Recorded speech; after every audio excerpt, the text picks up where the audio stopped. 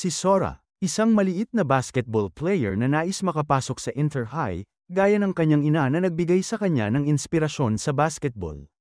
Sa Kuzuryu High, natagpuan niya ang isang koponang wasak at walang pag-asa, pero sa puso at determinasyon ni Sora, unti-unting nabuhay ang apoy ng kanilang laro. Nagsimula ang kwento sa isang grupo ng mga pangit na sigang nambubuli kay Sora. Sinabi niya na lalabanan niya sila ng paisa-isa, pero sabay-sabay siyang binugbog at kinuha pa lahat ng pera niya. Isa sa kanila, na parang matabang melon ang itsura, nagtanong kung bakit pilit niyang pinuprotektahan ang bag niya. Doon inamin ni Sora na nasa loob noon ang kanyang wings of freedom. Pagkatapos, nagkwento pa ang matabang siga na iniwan daw siya ng isang babae, at kahit ganoon, humanga siya kay Sora dahil hindi ito tumakbo sa laban.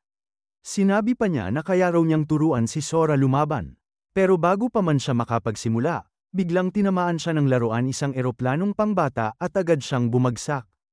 Kinabukasan, sa unang araw niya sa high school, dali-daling tumakbo si Sora papunta sa basketball court para makapaglaro. Pero naabutan siya roon ng basketball team. Dinala siya ng mga ito sa club room, at doon, binyantaan siya ng kapitan na si Maaro, "Kapag naglaro ka ng basketball nang walang pahintulot ko, dudurugin kita." Pagkatapos, iniwan siya ng team at ikinandado ang pinto. Maghapon siyang nag-aksaya ng oras sa paglilinis ng mga bola ng basketball. Maya-maya, nadiskubre niya na may butas sa dingding, isang peeping hole, na dumidiretso sa locker room ng mga babae. At habang sinusubukan niyang silipin, tumapat sa paningin niya ang isang dalaga. Sumama kay Sora ang matabang siga mula noong nakaraang araw. Ipinakilala niya ang sarili niya bilang Chucky, at sinabi na hindi na babalik ang basketball team para mag-practice dahil halos sira na ang buong club. Pinayuhan pa niya si Sora na sumali na lang sa ibang club, pero tumanggi si Sora. Sa huli, pinalaya siya ni Chucky mula sa nakakandadong kwarto at dinala sa court. Doon, napansin agad ni Sora ang dalagang nakita niya kanina mula sa locker room, si Madoka. Binalaan siya ni Madoka na mag-ingat sa basketball team. At sakto, dumating na ang grupo. Agad nilang kinuha ang pinakamamahal na sapatos ni Sora, ang pares na bigay mismo ng kanyang ina. Hindi na nagpaawat si Sora at lumaban din siya. Dahil doon, nagdesisyon si Ma'am Aro na sirain ang sapatos niya. Pero biglang sumabat si Chucky para ipagtanggol siya. Ibinunyag naman ni Moker na kambal pala sina Chucky at Ma'am Aro. At gaya ng inaasahan, nagbangayan agad ang dalawa at nag-away na parang mga unggoy. Habang nagkakagulo sila, tinanong ni Sora kung bakit hindi na lang sila maglaro ng basketball. Naalala niya ang pangako niya noon sa kanyang ina, na balang araw, magiging isang tunay siyang manlalaro ng basketball. Kaya buong tapang niyang hinamon ng buong team, isang laban na 5 versus 1. At may kondisyon siya, kung matatalo siya, tuluyan na siyang titigil sa paglalaro. Tumanggi si Chucky na sumali sa hamon at sa halip, iminungkahi niya na si Madoka na lang ang makalaban ni Sora. Nagsimula ang laban, at agad na pinatunayan ni Sora ang galing niya, nilampasan niya si Ma'am Aro gamit ang mabilis na dribble, sumugod pa diretso, at iniwasan si Moka. Sa huli, pumwesto siya para umatake sa ring. Pero bago pa siya makashoot, biglang tinadyakan siya ng isa sa mga wannabe na siga, at natamba siya sa sahig. Doon nagmungkahi si Ma'am Aro na gawin na lang itong best of 10. Si Moka naman ang nag-utos kung paano dapat magdepensa ang buong grupo. Muling nagsimula ang laro, at naalala ni Sora ang mga salita ng kanyang ina, na ang kanyang pagiging pandak ay hindi kailanman magiging sagabal sa basketball. Kaya habang nakahanda ang depensa, nagkunwari siyang yuyuko, pero sa huling sandali, umatras si Sora at gumawa ng isang mahabang jump shot, pasok. 2 puntos para sa kanya. Pero hindi natuwa ang iba, nagsimula silang tulakan at gipitin si Sora. Paalala naman ni Ma'am Aro na hindi pa sila tapos, at may dapat pa silang pagtuusan.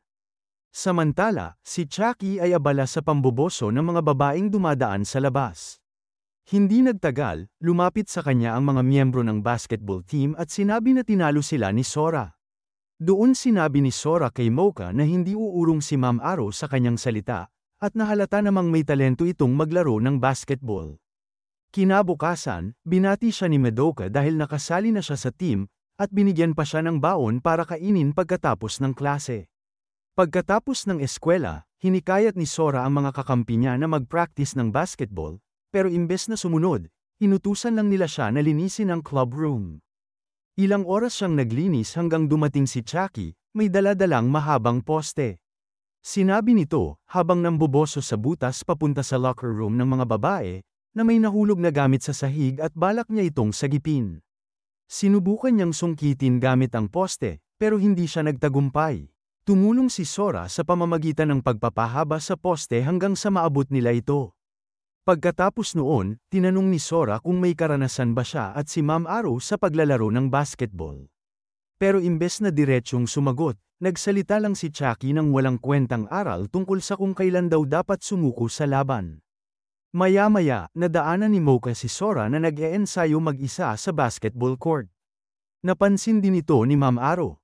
Pagkatapos, sinabi ni Chucky kay Ma'am Aro na mukhang may depth perception si Sora, at dahil dito, natural siyang mahusay sa laro. Binanggit pa niya na si Ma'am Aro dati ay madalas mag-practice, pero marahil dahil wala siyang tamang depth perception, kaya't nanatili lang siyang pangkaraniwan. Samantala, nagkaroon ng gulo sa pagitan ng mga lalaki mula sa Seru High at Shinmaruko High. Natalo ng grupo ng Seru High ang kabila, at matapos ang laban, dumiretso sila sa club room para lang magpatambay at mag-aksaya ng oras. Gabi na, pero nadatnan pa rin ni Ma'am Aro si Sora na patuloy na nag-e-ensayo sa court. Sinabi ni Mocha na naka-1,000 tira na si Sora. Naalala tuloy ni Ma'am Aro ang sarili niya noon, kung paano siya araw-araw nag-practice, pero kahit ganoon, hindi pa rin siya gumagaling sa basketball. Doon siya tuluyang sumuko at iniwan ang laro. Ipinaalala naman ni Madoka na hinihintay pa rin siya ni Sora, dahil nangako ito na maglalaro silang dalawa.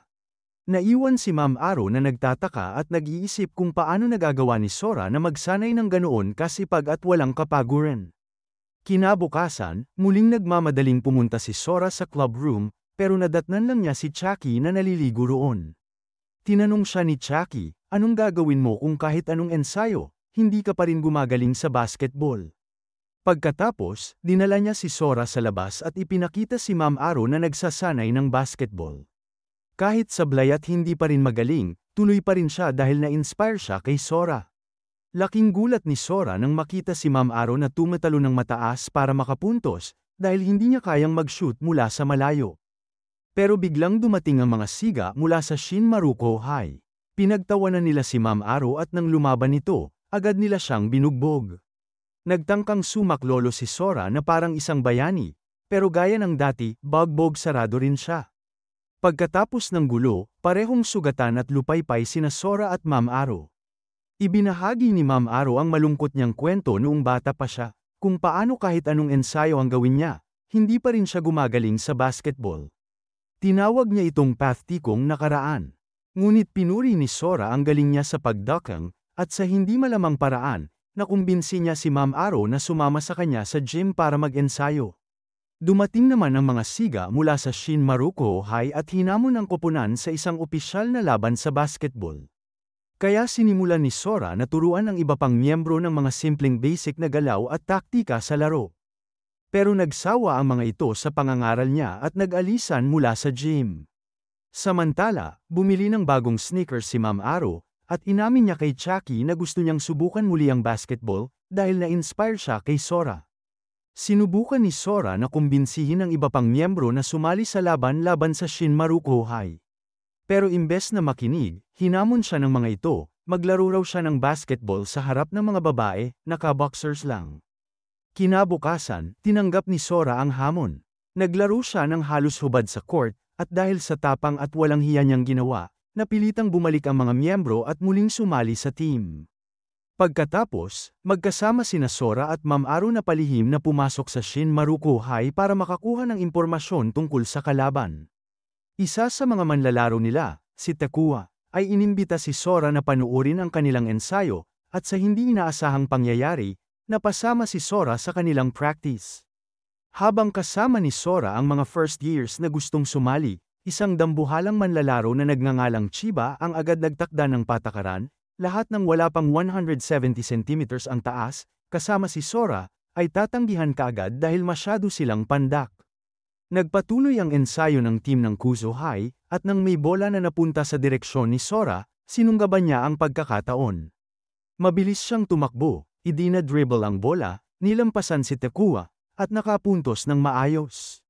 Matapang niyang hinamon ng buong koponan, pero agad din siyang tumakbo palayo bago pa siya mabugbog. Maya-maya, nagpadala siya ng mensahe sa kanyang ina na nasa ospital, ibinalita ang nangyayari sa kanya, at sinamahan pa ng litrato kasama ang basketball team. Pero nang makita ito ng kanyang ina, ang naisip niya lang ay baka mabugbog na naman ang anak niya sa gulo. Sinimulan ni Sora ang pangungulit kay Chucky na sumali sa laban kontra Shin Maruko High. Pero imbes na pumayag, inutusan lang siya ni Chucky na mangolekta ng mga numero ng ilang estudyante sa klase para matiktikan niya sa susunod. Samantala, patuloy na nag-ensayo ang team sa gym. Dahil hindi makashoot si Ma'am Aro, siya ang naatasang maglinis ng court at mga bola. Nag-update muli si Sora sa kanyang ina sa ospital, pero nang tanungin ni Madoka, nagsinungaling siya na simpleng pagte-text lang yun sa nanay niya, hindi dahil nasa ospital ito. Sa nakaraan, naalala ni Sora kung paano siya nagreklamo noon sa kanyang ina, bakit may mas mahusay na manlalaro kaysa sa kanya ang nakapasok sa team, kahit mas matangkad lang. Doon sinabi ng kanyang ina ang masakit pero totoo, na sa basketball, hindi lahat makakamtan sa reklamo lang, kundi sa tiyaga at pusong hindi sumusuko. Naalala ni Sora na kahit ang sariling ina niya, hindi rin siya pipiliin sa team kung base lang sa taas. Kaya sinabi nito sa kanya na dapat magsikap siya ng doble para maipakita ang skills na higit pa sa karaniwan. Ibinahagi ni Sora ito kay Madoka, at idinagdag pa niya na ganoon din ang ginawa ng kanyang ina noon para makapasok sa Japan national team. Kinabukasan, nagsimula na ang laban ng Kuzo High kontra Shin Maruko High. Tulad ng nakasanayan, umasta na parang mga siga ang mga taga Kuzo High. Dito inamin ni Sora sa kanyang mga kakampi na ito ang una niyang totoong laban sa basketball. Pagbukas ng laro, sinabi ni Chiba mula sa Shin Maruko kay Ma'am Aro na malamang kapatid siya ni Chucky, at pinaalala niya na dapat alam ng team nila ang limitasyon nila. Ngunit biglang tumaas ng mataas si Ma'am Aro, naaga ang bola mula kay Chiba, at ipinasa ito kay Sora. Sa isang iglap, nakashoot si Sora ng 3-point shot. Muli nilang nakuha ang bola, at imbes na mag-dribble, mabilis na ipinapasa nila ito sa isa't isa, hanggang sa bumalik ulit ang bola kay Sora. Muling nakashoot si Sora ng isa pang 3-pointer, habang si Chucky naman ay naghihintay sa kanyang date na parang isang desperadong loner. Natapos ang unang half ng laban na may score na 12-9, pabor sa Kuzo High. Pagsimula ng second half, sinabi ni Ma'am Aro kay Sora na siya na ang bahala sa depensa.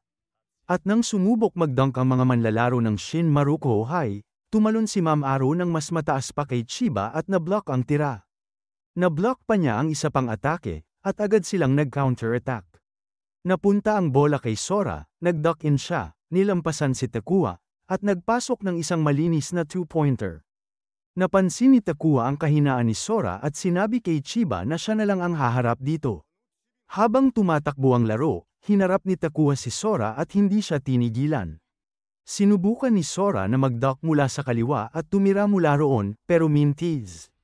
Muli, nang bumalik ang bola kay Sora at inulit niya ang parehong galaw, hindi pa rin pumasok ang tira. Doon ipinahayag ni Takua ang natuklasan niya, hindi makapag-shoot si Sora mula sa kaliwang bahagi ng court. Nag-timeout ang team. Sinabi ni Sora na tsamba lang ang mga mintis niya at hindi ibig sabihin na kahinaan na yon. Samantala, sa wakas dumating ang bulag date ni Chiaki, at laking gulat niya nang sabihin ng babae na gusto nitong manood ng laban ng Shin Maruko High, dahil malaking tagahanga siya ni Takua. Balik sa court, tumalon si Chiba sa ibabaw ni Ma'am Aro at nakashoot ng goal kahit tinulak pa siya nito. Nagkaroon pa ng foul ang Kuzo High, kaya nakakuha si Chiba ng free throw, at pasok na naman ang tira.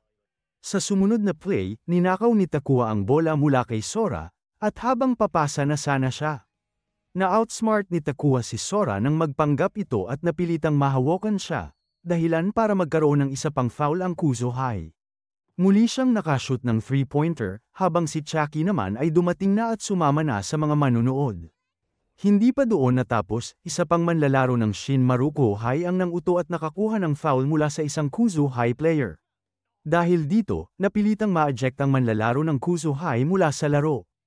Nag-timeout si Shiba, at buong galit na sinigawan ang kanyang koponan, tinawag silang mga desperadong talunan.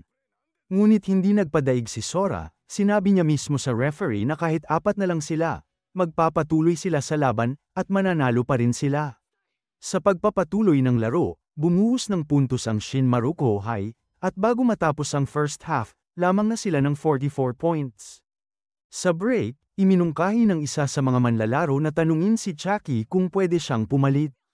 Doon ikinwento ni Ma'am Aro na noong huling laro nila sa middle school, iniwan sila ni Chucky sa gitna ng laban dahil ayaw nitong magmukhang uncool kapag natalo sila. Samantala, napansin ni Sora na sobrang pagod na siya, at sinabi ni Madoka na may pulikat na ang kanyang braso kaya hindi na siya makapag-shoot ng maayos. Ngunit sagot ni Sora, kahit ganoon ang kalagayan niya, sisikapin pa rin niyang gumawa ng pagbabago sa laro. Pagbalik sa court, muling dinamin na ng Shin Maruko High ang laban. Dahil sa pulikat, napilitan si Sora na mag-dribble gamit ang isang kamay lang. Naalala niya ang nakaraan, tinuruan siya ng kanyang ina kung paano gumawa ng basket shot gamit ang dalawang kamay, sakaling makaranas siya ng pananakit o panghihina ng braso. Ginamit niya ang payong yun, at sa pamamagitan ng dalawang kamay, nakapuntos si Sora. Dahil dito, naglagay ng three-man defense ang Shin Maruko laban sa kanya para pigilan siyang makapuntos. Sinubukan namang samalo ni Ma'am Aro at siya ang mag-shoot, pero natulak lang siya palabas ng court. Habang naglalaro pa rin ang team, nagsimulang umalis si Chucky. Ngunit sinabi ng kanyang nobya na mananatili siya para kay Takua, kaya tuluyan na nga siyang iniwan. Sinundan naman siya ni Madoka sa labas at sinubukang kumbinsihin na sumali sa laro. Pero sagot ni Chucky, masyadong uncool ang itsura ng team, at walang pumapasok sa court para lang matalo. Samantala, sa laro, isa sa mga siga ng Shin Maruko High ang nagtapo ng lata sa court. Natapilok si Sora at muntik ng madapa. Uminit ang tensyon at muntik ng magkaaway ang dalawang koponan, pero pinakalma sila ni Sora. Sinabi niya na dapat ipagpatuloy ang laban dahil may tsansa pa sila manalo. At sa eksaktong sandaling yon, dumating ang matabang si Chucky. Naghagis pa siya ng mesa papunta sa mga siga ng Shin Maruko bilang pasimulang pahayag ng pagbabalik niya. Sa wakas, pumasok na siya sa court bilang ikalimang miyembro ng Kuzo High. Pagpasok ni Chucky bilang ikalimang miyembro, agad siyang naparusahan dahil sa sobrang agresibo niyang galaw. Pero nang magsimula ulit ang laro, nagpakitang gilas na siya. Sinubukan ni Takua mag-dunk, pero hinarang siya ni Chucky at nabawi ang bola. Mabilis siyang nag-counterattack at ipinasa ito sa kakampi, na agad nakapuntos. Nagpatuloy ang laban at tila walang kapaguran si Chucky, nagpapakita ng kakaibang moves. Nagpakawala siya ng isang ligaw na pasa kay Ma'am Aro, at pagkatapos ay isang tusong pasa kay Sora, na agad bumitaw ng 3-point shot. Dito napagtanto ng Shin Maruko High na hindi basta-basta si Chucky, isa pala siyang tunay na henyo sa court. Natira na lang ang 30 segundo bago matapos ang laro. Desidido ang mga manlalaro ng Kuzo High na ibuhos ang lahat para makapuntos, habang naghahanda rin ang Shin Maruko High sa huling depensa. Dinala ni Takua ang bola malapit sa ring, pero habang tumatakbo siya, si Sora naman ay kumari pa sa kabilang direksyon, naniniwala siya sa kakayahan ni Ma'am Aro. At tama ang tiwala niya, tumalon ng mataas si Ma'am Aro, ninakaw ang bola mula kay Takua at ipinasa ito kay Chucky. Gamit ang isang bowling-style pass, ipinasa ni Chucky ang bola kay Sora. Huminto ito, umatras ng kaunti, at binitawan ang 3-pointer shot. Pero sa huling segundo, tumunog ang buzzer, at bigo ang Kuzo High na makapuntos. Talo sila. Sinabi ng iba kay Sora na huwag siyang masyadong malungkot, at pareho pang pumila ang dalawang koponan para sa matapos laro na pagbati. Lumapit si Chiba kay Sora at inamin na noong nasa middle school siya, may mahigpit na patakaran, bawal maglaro ang mga manlalarong mas mababa sa 165 centimeters. At dahil doon, siya mismo ngayon ang nagpapatupad ng parehong diskriminasyon. Pagkatapos ng laro, inuwi ni Madoka ang pagod at tulog na si Sora. Doon lumabas ang totoong bahay niya, isang barberya. Pinahigi siya ng kanyang lola at nagsimulang gupitan si Madoka. Doon rin niya ibinunyag ang isang masakit na katotohanan, nasa ospital ang nanay ni Sora, si Yuki, dahil sa kanyang sakit. Sa isang pagbabalik-tanaw, ipinaliwanag ng mga doktor kay Yuki na mas makabubuting lumipat siya sa Kagawa Hospital para sa mas mahusay na gamutan. Ngunit sinabi niya kay Sora na huwag siyang sumama, dahil baka lalo lang siyang maging pabigat sa kanya. Sumigaw si Sora sa kanyang nanay at umalis ng galit. Ngunit sa likod nito, ibinunyag ni Yuki sa ama ni Sora na mas gusto niyang mag-focus ang anak sa basketball kaysa araw-araw na manatili sa ospital kasama niya. Hindi alam ng lahat, narinig pala ni Sora ang usapang yun. Kaya noong dumating ang araw ng pag-alis ni Yuki papuntang ospital sa Kagawa, nangako si Sora sa kanya, mananalo siya sa unang tournament sa high school para may maipakitang tropeo kapag siya'y dumalaw. Ibinunyag naman ng lola ni Sora kay Madoka na sa katunayan, lumipat si Sora sa Kagawa ng palihim. Ginawa niya ito para kung sakaling manalo, madali niyang madadala agad ang tropeo kay Yuki. Ngunit dagdag ng lola, nasabi na rin niya ang lihim na ito kay Yuki mismo. Nagising si Sora mula sa kanyang mahimbing na tulog at agad naghanda para pumasok sa eskwela. Ngunit biglang hamarang si Madoka, sinusubukang pigilan siya. Sinabi ni Sora kay Madoka na hindi siya pwedeng matalo sa unang tournament niya, ang National Inter-High mismo. Kinabukasan, maaga pa lang ay sinundan siya ni Madoka habang tumatakbo sa kalsada at hanggang sa school gym kung saan walang kapaguran siyang nagpa-practice ng basketball. Unti-unti, sumama na rin ang iba niyang kakampi para mag-ensayo. Pero hinarang sila ng isang guro, bawal daw silang maglaro sa gym kung wala silang permiso mula sa principal. Kaya napilitan silang mag-dribbling lang sa gilid ng gym, mukhang mga talunan pero hindi sumusuko. Doon sinabi ni Ma'am Aro kay Chiaki na makukuha lang nila ang pahintulot ng principal kung titigil sila sa pagiging palaaway at hindi na muling magugulo sa eskwela. Kung hindi raw sila titino, siguradong madidisbanda ang team. Dahil dito, nagdesisyon si Chiaki na tuluyang sumali sa koponan, lalo na nang may dalawang babae na biglang nagpakita at gustong maging team managers nila. Samantala, may natagpuan namang isang junior na naglalaro ng basketball at ipinakita ang malupit niyang galawan. Ang junior na ito, si Kite, ay biglang sinuntok si Yasuhara na miyembro ng team, at nakipagbasag ulo rin sa iba. Habang umiinit na ang gulo, pumasok si Ma'am Aro at sinaway sila na tigilan ang away. Pero pinilit pa rin siyang galitin ni Kite sa pamamagitan ng isang malakas na sipa na sinagot lang ni Ma'am Aro ng headbutt diretso sa kanyang paa. Sa halip na magalit, naintriga si Kite sa ugali ni Ma'am Aro. Habang mahigpit na pinapaalala ni Ma'am Aro ang no fighting rule, pinag-usapan ng grupo na kahit mayabang si Kite, hindi may kakaila na may talento talaga siya sa basketball. Pagdating nila sa gym, nadatnan nila si Kite na nagpapakitang gilas sa harap ng mga babae.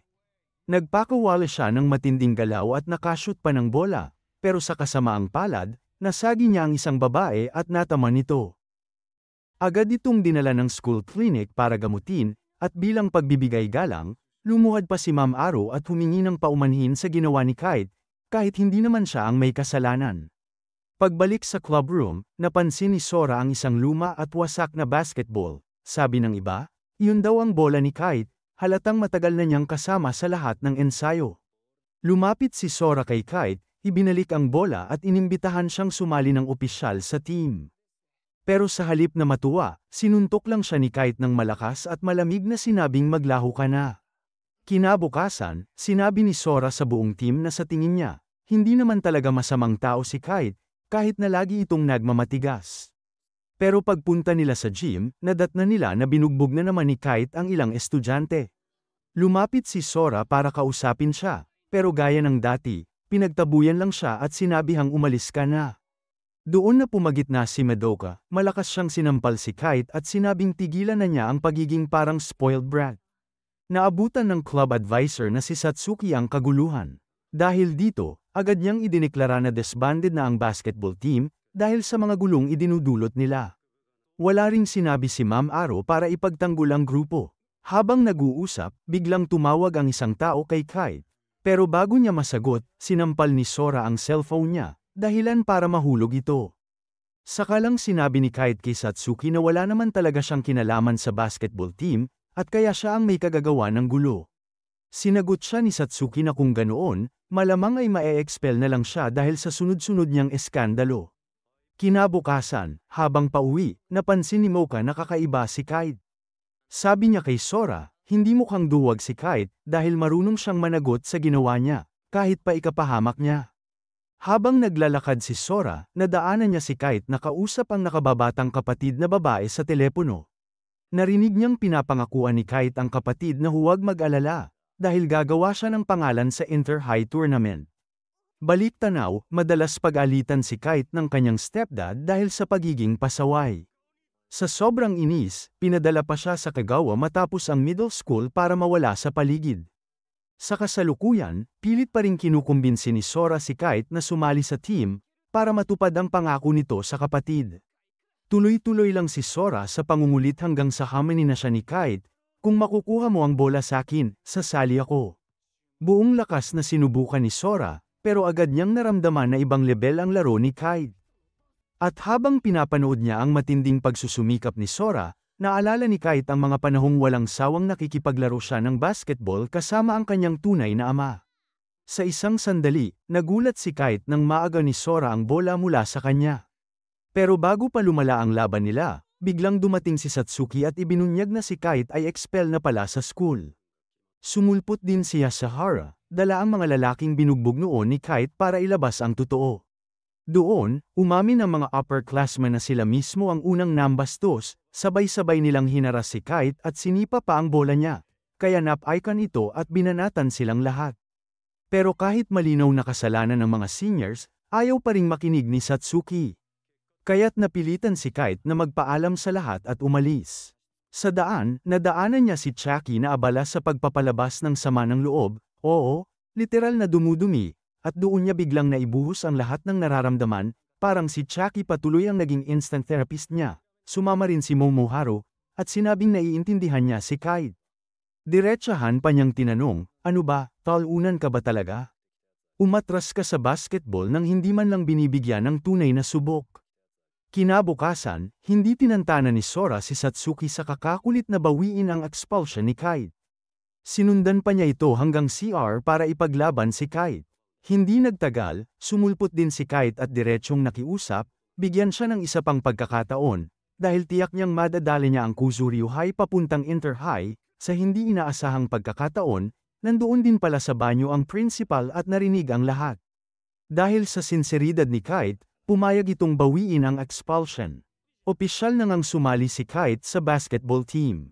Mabilis niyang pinakita ang skills at nagsimulang magbigay ng payo kung paano mas epektibong maglaro, pero isang araw, hinarang siya ng mga senior students na dati niyang nakaaway.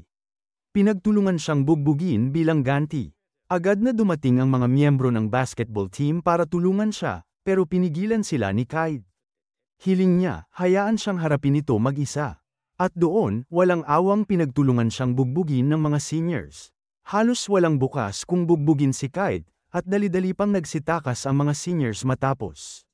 Nahuli ni Satsuki ang kaguluhan, pero sinabi ni Kite na ngayon lang niya tunay na naintindihan kung paano tiisin ang sakit para may makamit na mas mahalaga.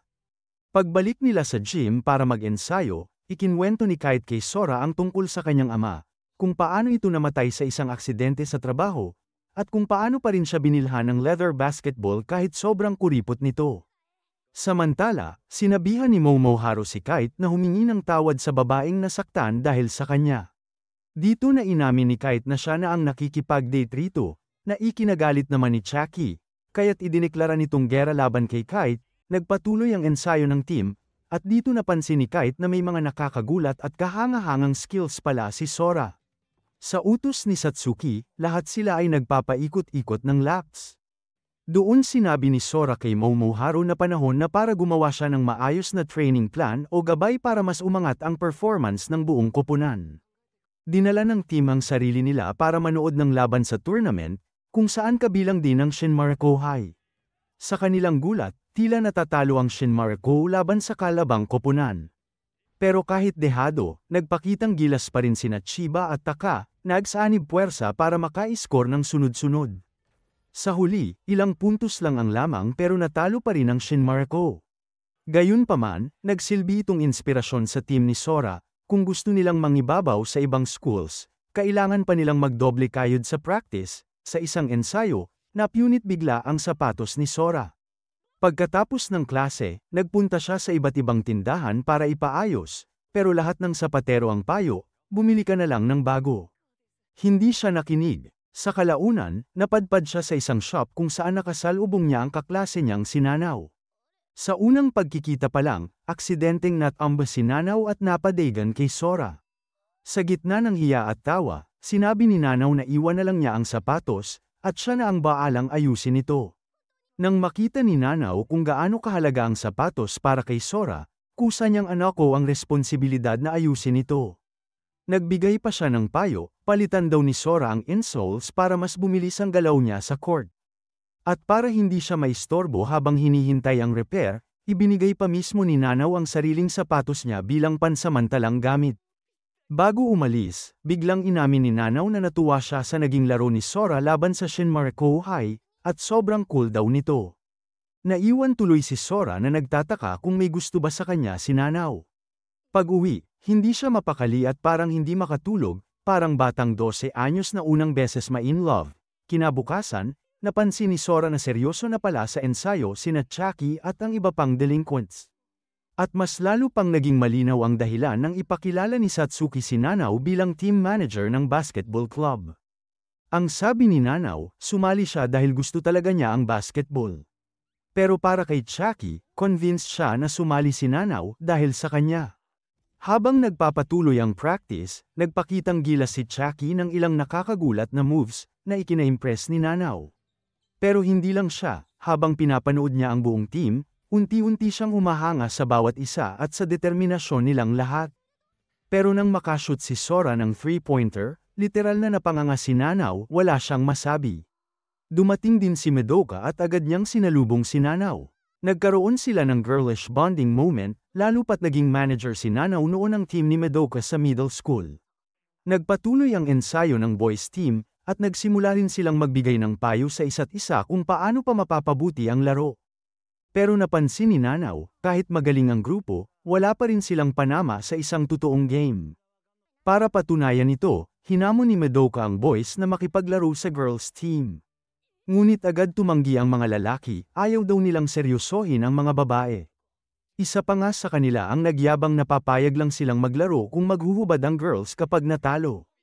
Dito pumasok si Nanaw at matapang na sinabi, kung matatalo ang girls, si Madoka mismo ang makakatikim ng parusa.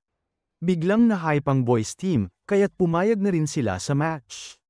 Si Nanaw ang naging coach ng girls team, habang si Satsuki naman ang coach ng boys. Ang problema, wala itong kaalam-alam sa basketball. Linya na ang dalawang koponan. At sa unang sipol ng laro, sinalubong ni Momoharu ang bola, mas ganado at puno ng energy kaysa dati. Nagulat ang mga girls sa laki at tangkad ng mga boys. Biglang dumiskarte si Kite, mabilis niyang dinaan at nadribblean ang isa sa kanila, saka tumira ng 2-pointer. Agad namang nag-counterattack ang girls, pero nasunggaban ni Momoharu ang bola at mabilis na kumari pa ang boys papunta sa ring. Doon, nagdesisyon si Madoka na i-pressure si Sora sa kaliwang side para samantalahin ang kahinaan niya. Pero laking gulat niya nang kusa ring kumilos si Sora papunta roon.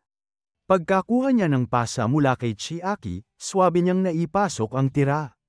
Ibinunyag ni Sora na matagal na siyang nag-e-ensayo kasama ang boys para tumira mula sa kaliwang side, at dahil doon, nalampasan na niya ang dati niyang kahinaan. Napaisip tuloy si Madoka, baka nga may pag-asa ang boys sa Inter-High. Biglang, sa utos ni Nao, pumwesto ang girls sa zone defense, nakapalibot sa ring para harangan ang atake. Sinubukan ni Sora ang isang 3-pointer, pero na-block siya ni Mocha. Kaya't pinilit niyang makalusot, ngunit naaga ng isa sa mga girls ang bola. Hinatak ng girls ang depensa, binantayan ng hiwa-hiwalay ang bawat player, kaya't napilitan si Sora na habulin si Mocha ng mag-isa. Tinangka niya itong harangan, pero tumira si Mocha ng isang matinding 3-pointer at pasok. Habang sinasamantala ng girls ang disadvantage ni Sora sa height, inutusan agad ni Momoharu si Sora na mag-switch kapag tin-target ulit siya. Kasunod nito, nagbigay ng utos si Nanaw sa girls, bantayan si Kite ng 3 players kapag pumwesto siya para umatake. At tulad ng inaasahan, nang sabay-sabay siyang hinaranggan ng 3, hindi siya nagpapasa kahit kanino, pinilit pa rin niyang tumira. Sa kasamaang palad, nas-iko niya ulit ang isang babae at tinawagan ng foul ang boys. Doon ipinaliwanag ni Nanaw na ang kakulangan ni Kite sa pagpasa ay galing sa sobrang kumpiyansa niya at mayabang na attitude. Naka-score pa ng isa pang 3-pointer ang girls, kaya't napilitan ang boys na mag-timeout para mag-usap ng strategy. Napansin pa ni Nanaw na malakas talaga ang boys, pero dahil sa butas sa laro ni Kite at Sora, nagdesisyon si Chiaki na i-sub sila palabas para mapalitan. Pagbalik ng laro, dalawang bagong players ang pumasok. Mungkahi ni Momoharo na gamitin si Yasuhara para basagin ang zone defense ng girls. Pero mabilis siyang pinutol ni Chiaki, hindi raw, dahil gusto nilang lumaban sa patas na paraan. Sinubukan ng boys na batasin ang matibay na depensa ng girls, pero nagkaroon ng violation ng isa sa kanila ang sobrang tumagal sa pagkakahawak ng bola. Restart ang laro. Sa susunod na atake, si Yasuhara naman ang pumwesto para sa tira. Nagawa pa niyang i-fake ang bantay, pero sa huling segundo, dumulas ang bola mula sa kamay niya at napunta kay Nabe Shima. Agad namang ipinasok ni Nabe ang pasa sa isa sa mga girls. Patuloy na nakakakuha ng puntos ang girls, at dito pinaalalahanan ni Nanaw sina Kite at Sora, ang pinakamalaking kahinaan nila ay ang paniniwalang kaya nilang manalo gamit lang ang kani-kanilang individual skills. Ang kulang sa kanila, ang tunay na teamwork. Sa huli, nanaig ang girls. Nalubos namang ikinatuwa ni Madoka. Samantala, labis na nalungkot ang boys sa pagkatalo, kahit sinikap pa ni Sora na pasiglahin ang lahat. Nakita ito ni Nanaw at tahimik siyang umalis, nagsimulang mag-isip kung baka nga ang paraan ng pagpaplano niya ang dahilan kung bakit nawawala ng gana ang team. Sinundan siya ni Sora at doon nagbukas ng damdamin si Nanaw. Inamin niyang noong middle school, madalas siyang mapag-alitan dahil sa pagiging outspoken. Kapag sobrang nakatutok siya sa panalo, nawawala siya sa balanse at nagiging sobrang obsessed. Kaya't sinabi niya kay Sora na hindi na siya sasama sa team at tuluyan siyang umalis. Natagpuan ni Sora ang naiwan na diary ni Nanaw. Nang buksan ito ng boys, nadiskubre nilang pan pala ito ng detalyadong notes tungkol sa performance nila. Doon ibinunyag ni Madoka na dating player din si Nanaw noong middle school, at dala niya ang karanasan ng isang tunay na coach. Nagpa siya ang team na ibalik siya, at sakto namang dumating si Nanaw sa gym, basang-basa matapos mahulog sa sapa. Agad siyang kinumbinsi ng boys na bumalik sa team, at matapos ang kung ano-anong palitan ng salita, pumayag din siya na sumama ulit. Pagbalik pa lang niya, agad nang seryoso si Nanaw, pinatakbo niya ang team ng ilang laps sa paligid ng school ground. Pagkatapos, inanunsyo niya na magkakaroon sila ng training camp para maasa, makapanalo ng ilang district matches, at maging karapat-dapat na makapag-apply para sa Inter-High. Ngunit pinaalala ni Satsuki na wala namang budget ang school para sa kanila. Kaya't nagdesisyon ng boys na magtrabaho ng iba't ibang racket at part-time jobs para makalakam ng pera at matuloy ang training camp. Nag-deliver ng gatas si Sora sa kanilang lugar bilang part-time, at isa sa mga bote ng gatas na dinala niya ay umabot pa mismo sa ospital kung saan nakakonfine ang kanyang ina. Sa kabila ng hirap, nakatipid din sila ng kaunting pera, at si Satsuki pa mismo ang nag-abot ng pondo mula sa sarili niyang bulsa. Matapos makalakam ng maliit na halaga, inanunsyo ni Nanaw na gaganapin na lang ang training camp sa school grounds tuwing bakasyon. Dahil nagkasakit ng lagnat, hindi nakasama si Madoka sa bakasyon ng kanyang pamilya papuntang Fiji. Dumating naman ang mga boys sa school dala ang kani-kanilang gamit para sa training camp. Karamihan sa kanila ay may bitbit na groceries para makatulong sa lahat. Pagdating ni Nao, nagdala naman siya ng sapatos para sa mga boys, at inihayag din niya na sa gym siya matutulog kasama nila. Bumisita si Mocha sa boys at nadatnan silang lupaypay sa sobrang pagtakbo. Ipinaliwanag naman ni Nanaw na sadyang stamina training muna ang pinapagawa niya sa kanila.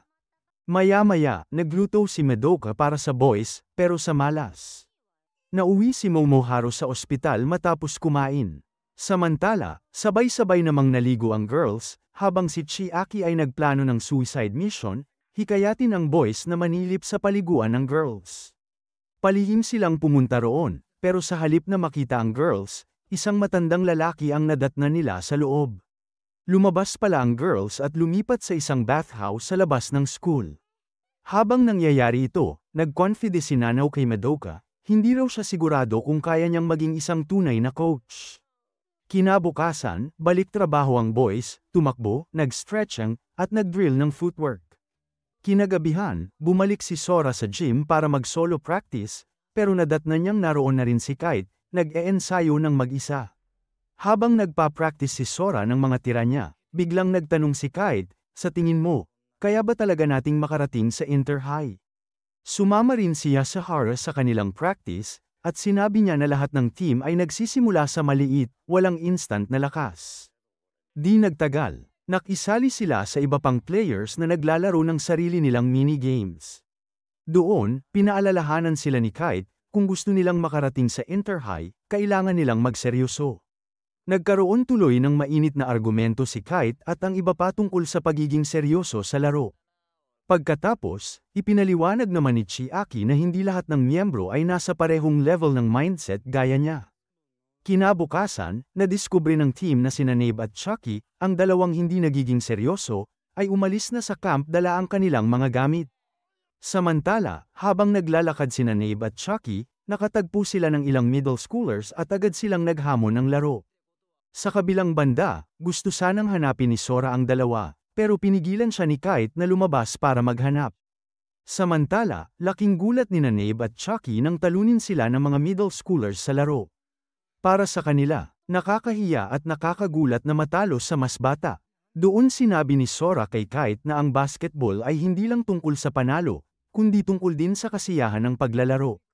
Sa kabila ng pagtutol ni Kite, lumabas siya para hanapin ang mga nawawalang kakampi. Natagpuan ni Sora sina Nave at Chucky at paulit-ulit niyang sinubukang kumbinsihin silang bumalik sa team. Pero kahit anong paliwanag niya, hindi pa rin sila nakinig. Kaya't nagpatuloy na lang sina Nave at Chucky sa pag-aksaya ng oras, pag-alagala, nakikitulog, at kumakain ng ramen. Habang kumakain, hindi rin nila maiwasang mapunta sa usapang basketball.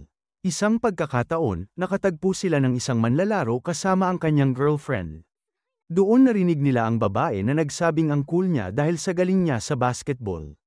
Unti-unti itong nakapagpaiba ng isip kay Nave at Chucky tungkol sa kahalagahan ng laro. Habang patuloy na sinusubukan ni Sora na hikayatin ang team na hanapin sina Nave at Chucky, wala halos nakikinig sa kanya. Hanggang sa makatanggap si Nao ng tawag mula kay Madoka, nakita raw niya sina Nave at Chucky na naglalaro sa isang park. Agad-agad, nagtungo ang buong team doon, at tumambad sa kanila sina Nave at Chucky na muling nakikipaglaro laban sa parehong middle schoolers. Kahit sablay pa rin ang laro ng dalawa, sinikap nilang gumamit ng defensive techniques para maaga ang bola.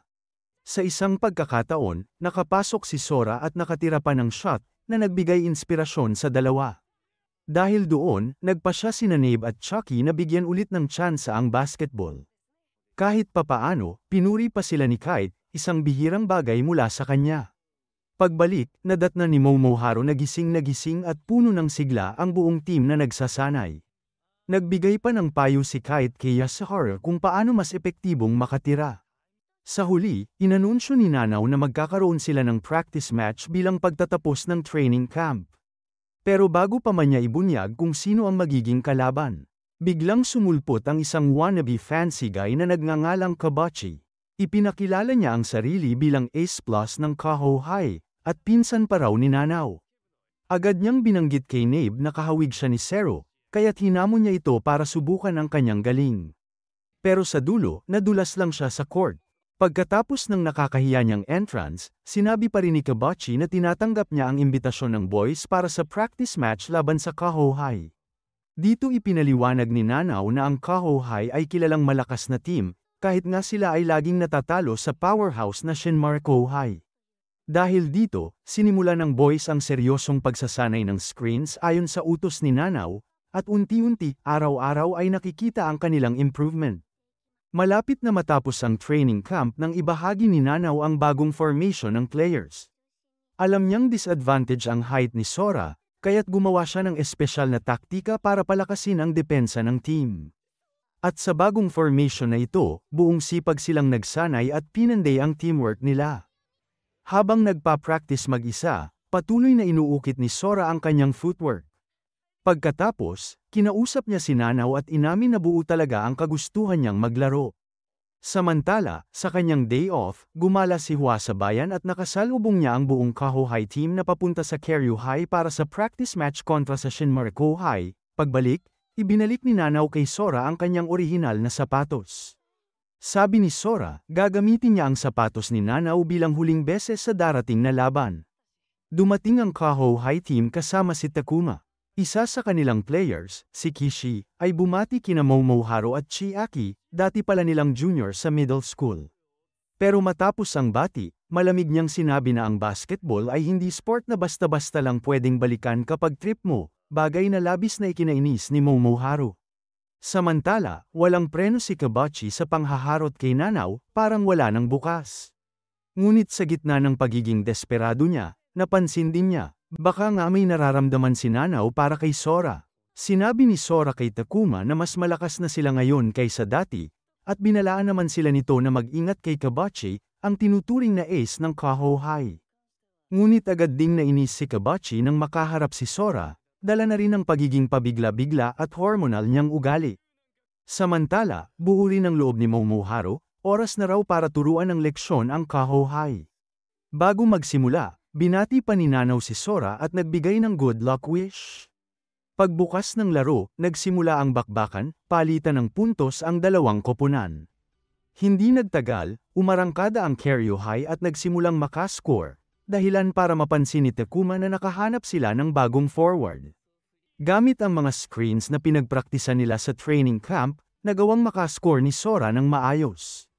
Dahil dito, napilitan ang coach ng Kaho High na humingi ng timeout. Sinabi niya sa kanyang players na isuot na ang kanilang uniforme dahil ngayon daw sila maglalaro ng seryoso. Ngunit sinagot siya ng buong team, seryoso na raw sila mula pa sa simula. Habang patuloy na ginagabayan ni Nanaw ang bawat miyembro kung sino ang dapat nilang bantayan, nagpatuloy muli ang laban. Humarap si Sora kay Kabachi.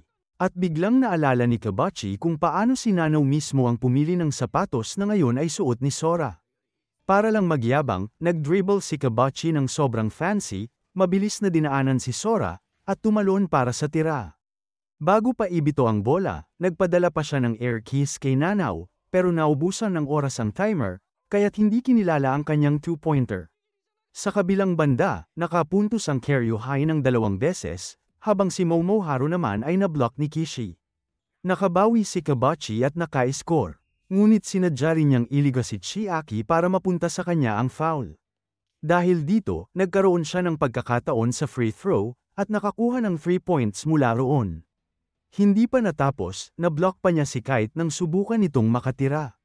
Samantala, patuloy na binablock ni Kishi si Momoharo habang tinatanong pa siya kung bakit siya bumalik sa basketball gayong wala pa rin siyang kwenta sa laro. Sinubukan ni Kishi na tumira, ngunit tumalon si Momoharo para harangin siya, ngunit sa huli, matalino niyang ipinasa ang bola kay Kabachi na agad nakapuntos ng 2-pointer. Sinubukan naman ni Sora na makakuha ng 3-pointer, ngunit agad siyang sinabayan ni Kabachi. Ginamitan niya ito ng fake move para makalayo, pero maagap na inagaw ni Kishi ang bola at ipinasa ulit kay Kabachi, na agad namang nag-dunk. Dahil dito, humingi ng timeout si Nanaw. Dito niya inilatag ang bagong plano para sa team's counter-attack. Ayon sa kanyang instructions, nagbago ang formation ng boys, 4 na players ang bumuo ng parang diamond sa depensa, habang si Sora naman ay nakatalaga sa one-on-one showdown laban kay Kabachi para harangin lahat ng galaw niya. Patuloy na binablock at defend ni Sora ang bawat galaw ni Kabachi, habang naaalala niya ang mga practice drills niya noon kasama si Kite, na mas mabilis pa kaysa kay Kabachi. Sa kabila nito, nakalusot pa rin si Chiaki at nakapuntos dahil sa mabagal na reaksyon ng isa sa mga kakampi. Ngunit hindi pa rin tumigil si Sora sa pagharang kay Kabachi, na unti-unti nang nakakabwisit sa buong koponan ng Kaho High. Ilang minuto bago matapos ang first quarter, sinubukan ni Sora maaga ang bola mula kay Kabachi, pero natapik lang niya ito palabas. Nagkaroon ng throw-in ang Kaho High. Pagbalik sa opensa, agad namang nakascore si Kite ng 2-pointer. Natapos ang unang quarter na pantay ang score ng dalawang team. Sa timeout, muling nagbigay ng mas malinaw na instructions si Nanaw kung paano sila dapat gumalaw pagpasok ng second quarter. Pinalitan ni Nanaw si Yasuhara ng isa pang kakampi, habang sa kabilang panig, inutusan ng coach ng Kaho High si Kabachi na tigilan muna ang pagpupumilit sa puntos dahil nakakahiya raw na hindi niya kayang maiwanan ang isang pandak na tulad ni Sora. Lalong nagliyab ang determinasyon ni Kabachi matapos marinig yun. Pag-resume ng laban, hinarap ni Chiaki ang point guard ng Kaho High. Gumamit siya ng blind spot para makapasa kay Momoharo, na agad namang nagbigay ng assist kay Yasuhara. Sa tulong ni Kite, Naipasok nila ang two-pointer. Patuloy namang binabantayan ni Sora si Kabachi, ngunit nang makita niya ang tiyempo, maagap niyang inagaw ang bola.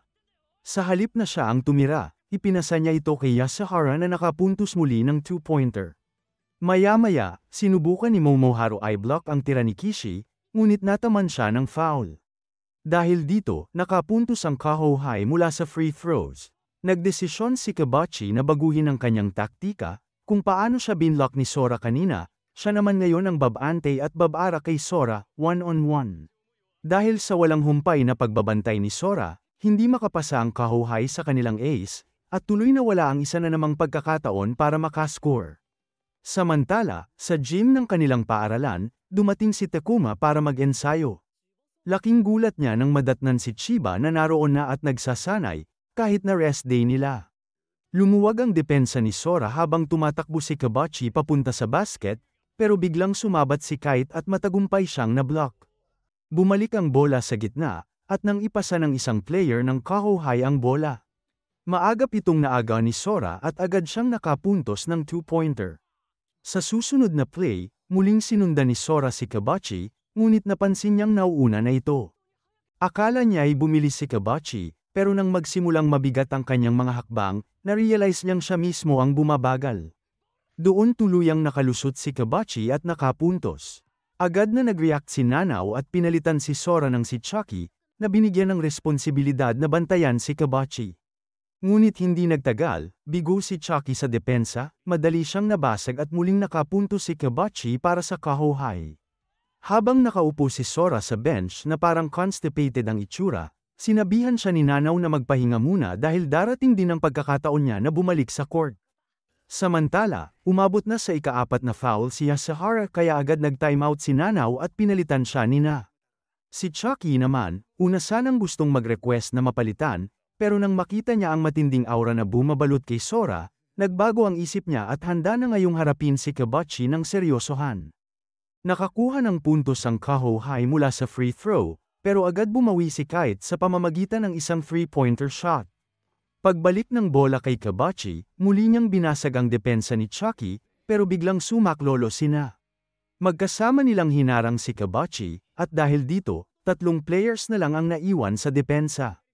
Nang makalusot si Kabachi, biglang sumabat si Kite at maagap na naaga ang bola, parang ginaya niya ang estilo ng Seryuhai. Mabilis siyang kumari pa papuntang ring. Pero 2 players ng Kahohai ang agad na hamarang.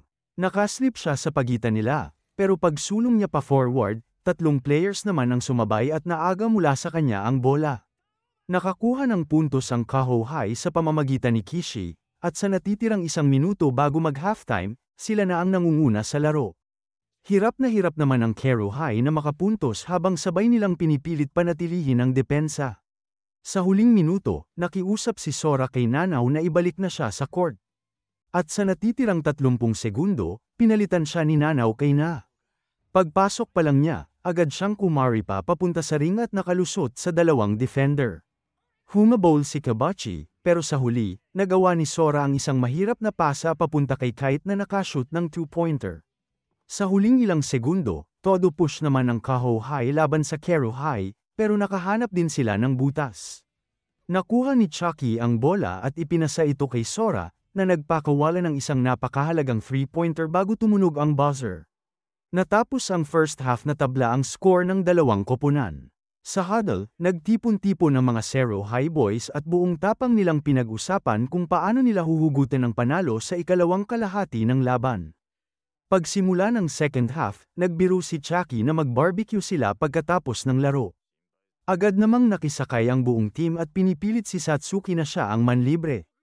Para hindi bumagsak ang morale ng koponan, sinabi ni Nanao kay Satsuki na magsinungaling na lang at sumang-ayon. Wala nang nagawa si Satsuki at pumayag din, kaya mas lalo pang naboost ang kumpiyansa ng mga manlalaro. Samantala, napansin ni Madoka na parang may kakaiba sa laro ni Ma'am Aro kaya tinanong niya ito, pero umiwas lang si Ma'am Aro at hindi nagbigay ng sagot. Sa kabilang panig naman, nag-uusap ang coach ng Kahohai at ang kanyang mga manlalaro tungkol sa estratehiya. Nang mapag-usapan si Ma'am Aro, sinabi ni Kishi na marunong nga itong umiskor pero halatang sablay ang laro niya ngayong araw. Narinig ito ni Madoka at lalo siyang nagtataka kung bakit nagtatago o nagsisinungaling si Ma'am Aro. Pagsisimula ng ikatlong quarter, bigla na lang sinabi ni Kabachi kay Sora na mahal daw niya si Nanaw. Hindi natinag si Sora at agad na sumagot na hindi pwede si Nanaw sa kanya dahil manager nila ito at higit sa lahat, hindi lugar ang court para sa kalokohang ganon. Ipinakita naman ng Kia High ang bago nilang taktika, ang overload formation. Binibigatan nila ang isang panig ng court para mahaila ang depensa ng Keru High, saka mabilis na ipinapasa ang bola kay Kishi.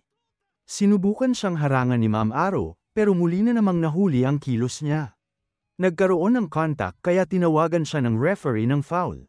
Pumasok ang free throws ni Kishi at dagdag puntos na naman ito para sa Kia High.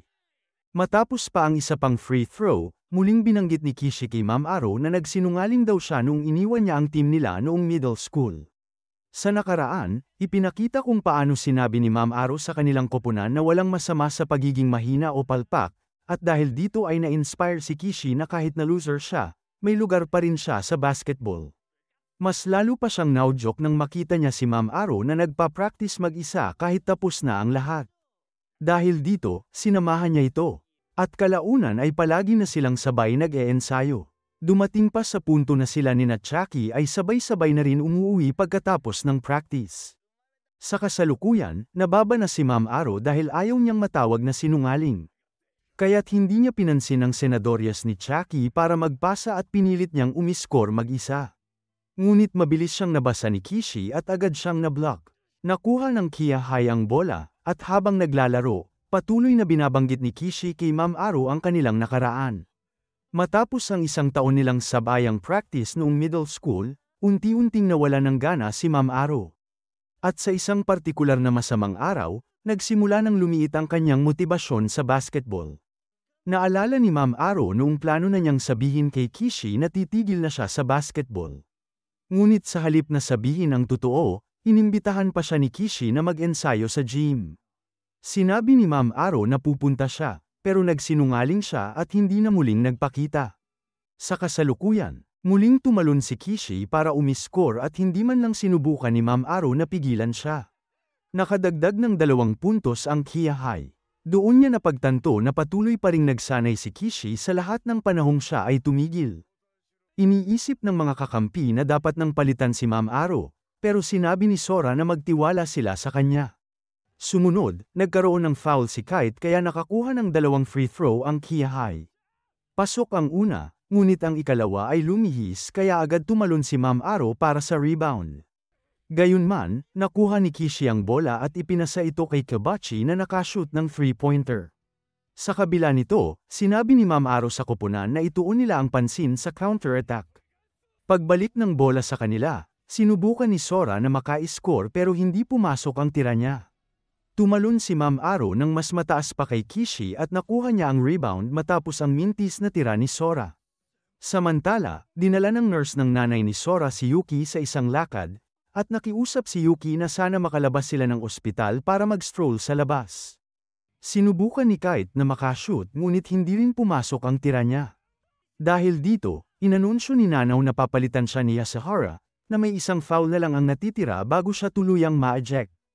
Sa paglabas ni Kite, bigla siyang nadapa dahil sa pulikat sa binti. Muling sumugod si Sora para makapuntos ngunit nabangga niya si Kabachi, na nagresulta sa foul laban sa kanya. Unti-unting nawawala ng stamina ang Seru High at nagsimulang lumaki ang agwat ng puntos laban sa kanila. Samantala, tumakbo palabas si Mocha matapos makatanggap ng tawag mula sa kanyang kapatid, at nakasalubong niya si Yuka, na dumating kasama ang kapatid niya at si Yuka mismo ang nurse. Habang pinagmamasdan si Sora na sobrang pagod na, hiningi ni Chiaki na siya na ang maging point guard. At inilipat niya si Sora sa posisyon ng forward upang mapataas ang opensa ng koponan. Dito na muna nagtatapos ang ating video. Kung gusto mong abangan ang susunod na episode, huwag kalimutang mag-subscribe para palagi kang updated. Kita-kits ulit sa next video.